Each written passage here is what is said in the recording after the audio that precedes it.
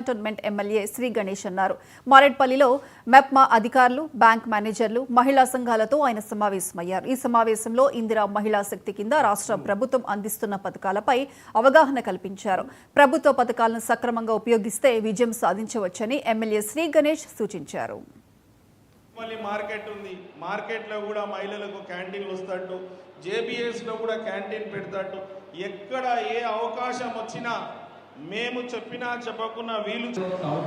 మీ అందరికీ తెలుసు, రాష్ట్ర ప్రభుత్వం మన గౌరవ ముఖ్యమంత్రి రేవంత్ రెడ్డి గారు కోటి మందిని కోటీశ్వరి చేయాలనే అనేది వారి సంకల్పం.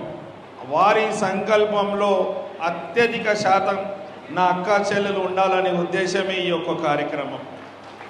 నేను ప్రకాష్ గారికి ఫోన్ చేసి రాష్ట్ర ప్రభుత్వం ముఖ్యమంత్రి గారు పెద్ద పెద్ద పథకాలు అమలు చేసి మహిళలని కోటీశ్వరి చేయాలనుకుంటున్నారు, మరి మా మహిళలు మా అక్క చెల్లెల పరిస్థితి ఏందని అడిగితే దాని గురించి ఒక మీటింగ్ పెట్టాలా సార్, మీటింగ్ నుంచి వాళ్ళకి అవగాహన కల్పించాలి.